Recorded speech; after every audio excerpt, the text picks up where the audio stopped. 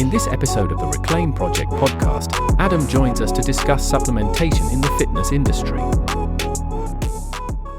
Right, Adam, thanks for coming in, mate. Long time coming. Pleasure. After the first one, yeah. So, mate, you've been in the fitness game for decades. You've been training for a very long time. So obviously, in that time, you would have seen the supplement game change as well. A lot of supplements coming in, a lot of supplements going out. Some come in as a fad, some really work. I know as far as supplements go, that you can buy over the counter, I think creatine is probably the most researched. Yes, it is, and certainly it works for me. It It does give me that extra edge. But what I found with creatine, it also gives me, it's not a nootropic, but I don't know, it lifts my mood. I don't know if it's placebo effect or I just don't know. And so my supplement intake is quite limited. So the creatine, if I need extra focus, then acetyl L-carnitine is a nice little focused supplement for me.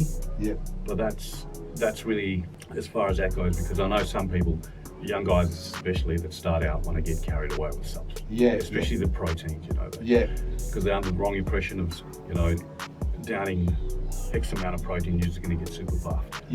Just by that supplement, because they don't exactly know how the protein works. Because it's a repair thing. But just walk it through, mate. Like when you started, I remember ages ago you saying when you started as a young guy, you went protein free, just eating heaps. And then you got into the supplement game. So obviously back when I started first training, I think I first joined the gym and went there regularly was way back in 1989, so a long time ago. So there were supplements around, but there wasn't any like super supplement. Like people, obviously there's no internet then. I used to buy all the bodybuilding magazines. So you'd see stuff in there, but it was just really basic. It would be multivitamins. There was like a protein and egg powder, but for back then, it used to come in small tubs and it was quite expensive. So there's no whey protein. I wasn't big on eggs, mainly because I was still living at home at the time. So just with my grandparents, so whatever my grandmother used to cook up, I'd eat that, and it was more or less, it was just cereal in the morning, sandwiches to work, and then usually when I got home from work, which was a labour intensive job, it was brickies labour back then, I'd just have some wheat bix or something like that, and then I'd go to the gym. So there's no pre-workouts. There's obviously no nootropics, completely different to how I operate nowadays. Like nowadays, there's so many supplements, there's so many different products out there. So I obviously always run a whey protein now, like post-workout. I usually take a pre-workout. Of late, I've just had a little bit of a break from the pre-workouts. Because you can get adrenal fatigue from the pre-workout. So 100%. So sometimes you'll have the pre-workout and you just feel off when you have it, and then that's why I think that's when you should have a break for a few weeks. I think they say that about creatine as well, to cycle in and out. With the creatine, I generally do 2 weeks at a time, so 2 weeks on, 2 weeks off. That's my cycle. It's also in that 2 weeks off, I want to build my own strength. Instead of relying on subs, you sort of like want to be able to just go into the gym randomly and push the same weight. You don't want to be relying on everything like, I can't train without a pre-workout, so I don't have my pre, But just of lately, I've been getting into some nootropics as well, the L-theanine, alpha GPC. But I've got probably running about 13 sups nearly a day at the moment, from omega-3s to K2, D3.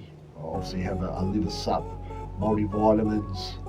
Look, I think it's just important because sometimes, with the sups nowadays, everyone's always talking about busy life and stuff like that. So you don't get a chance, say you get home late from work or an appointment, you don't have a chance to prepare all your meals. So that's when obviously the protein shakes come in handy, because you can't prepare all your full meals, so maybe you just have to buy something, and then if you can take in a couple of whey protein shakes, that can boost, if it's 50 grams each shake, there's 100 grams. If you're around about 100 kilos, we all know it's, about 2 grams or 2.2 grams per kilo body weight.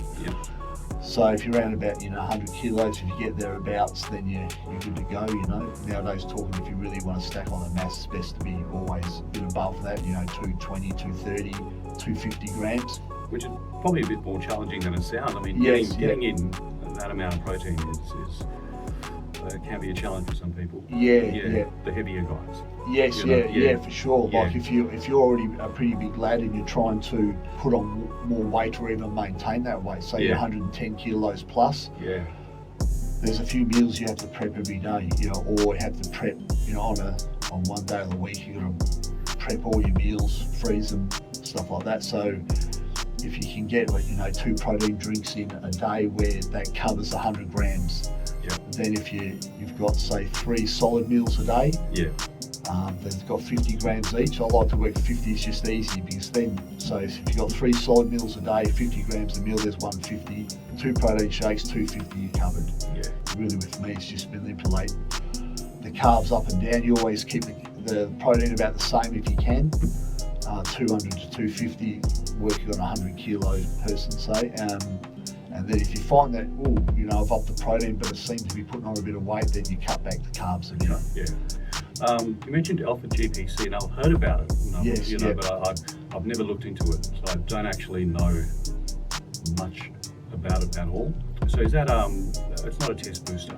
Or? No, it's not a test booster. It's more like a nootropic side, like the L-theanine. Okay. So a lot of pre-workouts now, you see that sort of like a pre-workout with added nootropics will have alpha GPC in there and L-theanine.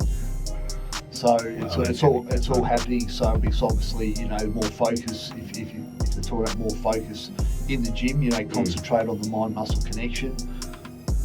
And it's like a natural supplement. So it's not as if you're taking PED, something synthetic or anything. It's still natural subs. So. Some people are taking synthetic, not prescribed medication actually. So yes, modafinil, which is like a smart drug. Yes, So modafinil is prescribed if you got.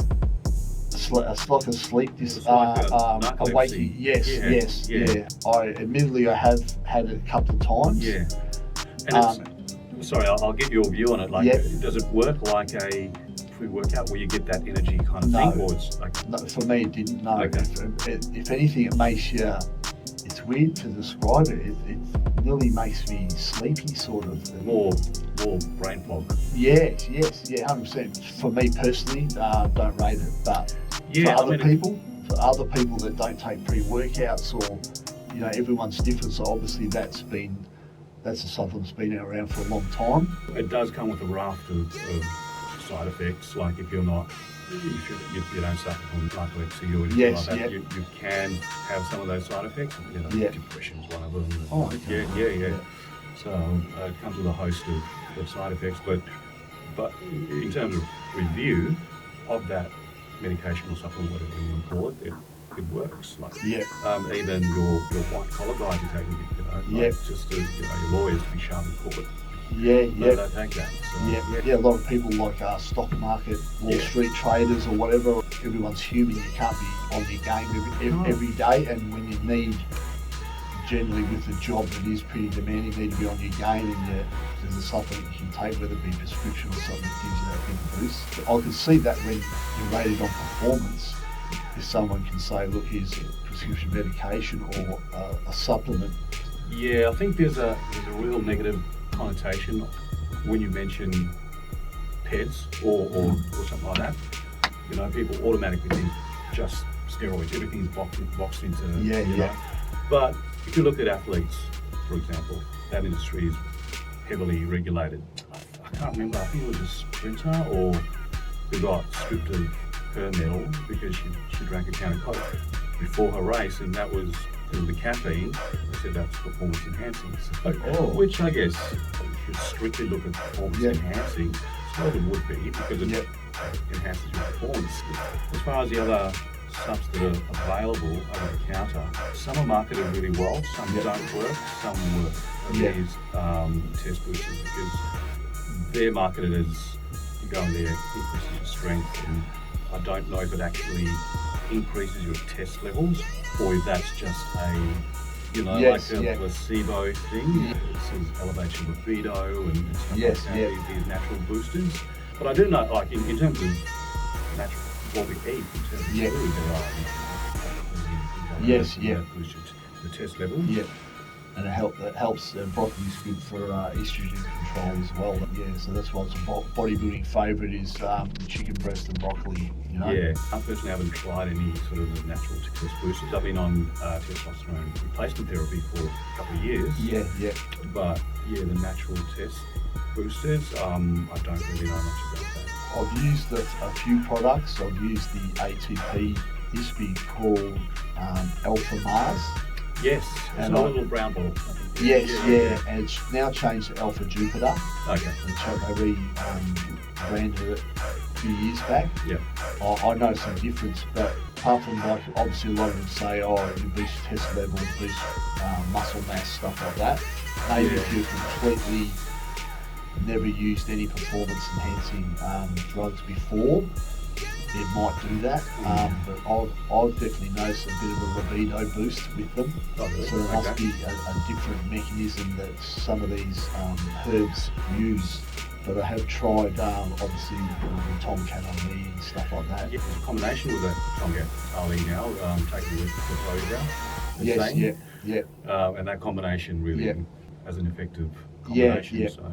Yeah, I've used the Tomcat Ali by itself. Mm. I bought some from iHerb and I was using it quite exclusively, and I didn't notice the libido boost that I got when I took a formulation that had Tomcat Ali in it. Oh, okay. But it had Interesting. tribulus and a few other ones in there. Yeah. Fenugreek, I think. I think most guys that take these supplements are more chasing, muscle mass and, lower your estrogen levels and stuff like that. So most of these herbal stuffs come with a natural supplement in there that's supposed to suppress the, help with your estrogen levels. Because obviously as your testosterone goes up, your estrogen levels goes up too. And that hormonal stuff, I mean, in terms of guys' well-being and mental health, of low testosterone, it's huge. Yes, yeah. You've got your depression, you've got low libido, so that compounds your depression. Yes, yeah. And because you're not feeling great, it affects your relationships. Yeah. And so it goes a long way. And I would urge guys just to go, as well as don't just go to a doctor when you're feeling down and depressed. Yeah. You by all means go and see your psychologist and all that kind Yeah, of stuff. yeah. But have those test levels checked as well, because they contribute heavily to your well-being, and it's fixable. So Yes, if you've got low test, you can do something about it. When it comes to well-being, we're talking about not doses that enhance muscle size. We're talking about doses that just get you back to a normal level. One thing that's a bit annoying is that it seems like most of the doctors, even if you mention, what about testosterone replacement? I don't do that. Not interested in it. It's just that flat. And what happens is they're more likely to say if you're feeling you're not energetic, you lack drive, blah blah blah, you lack libido, it's depression, here's some tablets, and they're worth $15, for a generic brand down at Chemist Warehouse. But if you go to a doctor and we do TRT, how much is that going to cost? It costs you a small fortune. Yeah. So the one that works, they've made it expensive, and the one that doesn't work and has actually more side effects, they've made that dirt cheap. I really don't know why that is, because if it's a monitored practice, like if you're looking after your patient like you would any other prescribed medication, or I really don't see what the issue is and why they're so scared to step into that TRT space. I mean, I know there's testosterone as a medication regulated in Australia heavily, and I think that's because of the bodybuilding industry. Yeah, and obviously, it's more or less seen as sort of like cheating, or it is cheating if it's in a drug test and you're taking performance enhancing drugs and the other athletes are. Yes. But you're obviously cheating. Yes, yeah. But obviously there is natural bodybuilding federations, but obviously the biggest and the most popular ones, the most people are interested in, are ones where there's no restriction. Do we do those in Australia where it's just open startup? Or? 100%. Yeah. Okay. So I know they tried it one year at the biggest bodybuilding competition in the world. They tried it in 1990. They did it, and everyone in the competition was markedly smaller, not as defined and cut, and people just didn't like the look. So everyone, so I remember I was buying the magazines and I was following it religiously, literally bodybuilding back then as a young fella. Yeah. You'd see the magazines and you're so disappointed with seeing, my favourite bodybuilder at the time, a lot smaller, even though he still won. He looked nothing like he did a couple of years earlier, and the fans didn't like it either, so they scrapped it after 1 year and back a year. But the next year, everyone looked great again, and that's what they want is, in that competition, people want to see something that you're not going to see every day, which these bodybuilders are like that. So it's quite rare, these top pros. So it takes a lot of effort. It's not just about drugs. It's not just about taking a heap of drugs and you turn out that it's everything: sleep, diet, just consistently over 7, 8, 10, 15 years. So yeah, and I think a lot of people don't realise how much work actually and how much commitment actually goes into preparing for a show. Yeah, like it's full on. Yeah, I've never done. I mean, I've done one, but No, it's just, I think nowadays I think it's just an achievement getting up there. I actually don't know which stage would be harder, the bulking phase or the cutting, because they both seem to me pretty damn hard. When you're trying to build muscle, you always got to be in calorie excess, because you need to have excess calories to put the muscle on, or the muscle's not going to go on, because there's no calories to build muscle. Yeah. Not enough calories to build muscle, so you need to be in calorie excess, then obviously lifting heavy, you're getting your sleep, getting, to get the most out of it, so, and then all of a sudden it flips around to you in a calorie deficit, and you're trying to keep your strength with a lot less calories. And so that's a struggle too, because you're watching your weights go down, but you're trying to keep as much muscle as you can while just chiseling away the fat, or burning away the fat around the muscle. So and obviously people can do 20 competitions, and a year earlier they can use exactly the same formula, look completely different. To the following year, they'll use the same formula the year before that they used this year, and something happens. Yeah. They're holding water, or they just didn't get there. So you've constantly got to change your diet a little bit to suit. Yeah. Now, I mean, I've been in that for the last 25 years, been around a lot of boxers, Muay Thai fighters. Yeah. And their prep is brutal as well, that pre-fight prep. Yeah. Or especially when they're cutting weight, when they're going to make weight, for that division, it's brutal. Yeah, And there have been some fatalities with people pushing themselves too hard. Yeah. There was a young girl a few years ago, I think she was only 17, 18 years old. She went for a run with these sweatsuits on. Yeah. Yeah, and pushed a bit too far. Yeah. Body went into shocks. But our bodies are fantastic. They're incredible machines. We are capable of doing so much with our bodies. Yeah. But there comes a point where you've got to respect your body. And there are some incredible human beings, what's his name, David Goggins. Yeah. That guy pushes himself. And I like his strong mindset, but people just got to be careful not to jump into his regime. Yeah, by all means, push yourself. But it's good. Not at a cost. And he's inspired a lot of people with some great results. He's inspired a lot of people.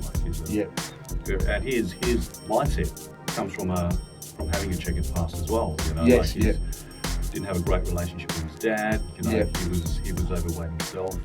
And he just went to that mindset enough's enough. Yeah, just like we all know, you've got to do everything yourself. No one's gonna hold your hand. It's up to you to make the big moves. You can take people's advice, but unless you've got someone right next to you all the time pushing you, you have to take the initiative and do everything yourself. It's say, once you've taken that initiative, then there are so many support systems these days, different modalities in terms of well-being, and you can slide into whatever resonates with you, whatever fits you.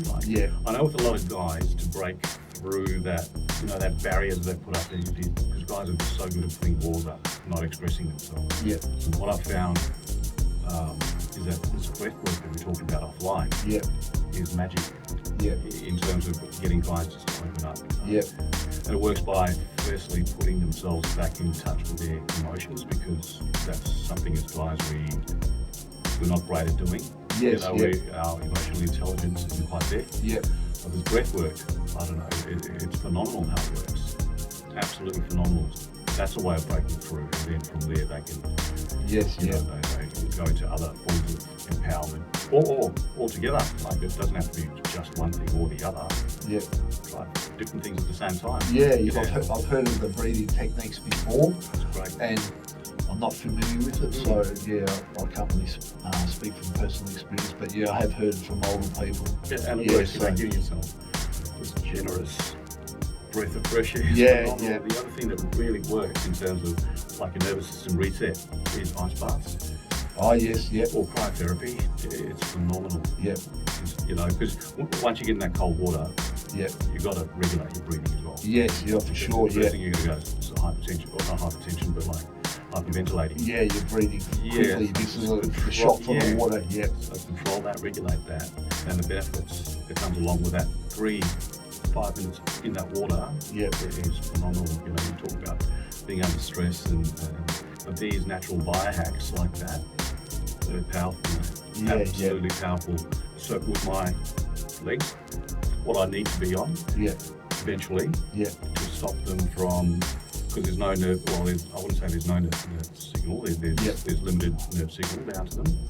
So there's going to be a lot of atrophy, but if I stop training. Yeah. But even if I keep training, because of the fact that there's yeah. not enough signal, the muscles are going to waste. Yes, So for sure, so yeah. I'm going to eventually need to go on growth hormone Yes, yep. just to arrest that. What I've been told as well is a peptide called, I forget it now. Is it TB500? No, it's not TB500, it's BBC 157. Yeah, BBC okay, 157. I don't think too many people know what peptides actually do or what they are. And all it is just a chain of amino acids, like, you know, and they're used in a lot of skin products, you know, Yes, collagens and things Yes, like that. yep. It's used in baby formula, Yes, yep. you know, it's so, that's all it is, just amino acids. Yes, yep. Aminos, chains of aminos that make up proteins and obviously different peptides. And well, protein chain is made up of from 2 to 50 aminos, different aminos. Yes, yep. There's a lot of peptides out there that are nootropics for fat loss, and a lot of them growth hormone releases. There's actually a stack of them, even in the bedroom stuff, Right. peptides that can help with that. Yeah, it'd be worth trying if you start looking for something, like if you have got injuries, or you just try it and it's not super expensive. Exactly, and if it's going to make you feel better in terms of managing your injuries, like you Yeah. said, nootropics and the private stuff in the bedroom, that Yeah, if it's anything that makes you feel better without the Yeah. side effects. 100%. You know? I think it's something that I'd like to investigate a lot more, you know, Yeah, in yeah. the next few months, Yeah. especially with injuries and stuff like that. So, Yeah, like, yeah. and obviously, Interesting to see how you go with that. Yeah, if I- yeah, there's not a. Well, I suppose there is quite a bit of literature. I just haven't looked. It's not something that's widely known, I don't think. Or I mean, people know about peptides in skincare Yes, products yeah, and yeah. things like that, you know. But I think that's very limited literature out there. yes, yeah, with peptides and like the SARMs as well, you know. The as SARMs well. are it's like a biohack almost. Yeah. Is it like it stimulates your androgen receptors? Yes, yeah. Yeah. So there's the LGD, LGD 4033, I think it's called. yeah, the LGD was known as that was the best one for muscle. Then I think there's RAD 140. Was known for burning a bit of fat, pretty good for fat loss. And some people are saying, oh, absolutely amazing, 5 out of 5 stars. I do know that that RAD 140, that was marketed as being a great alternative to TRT.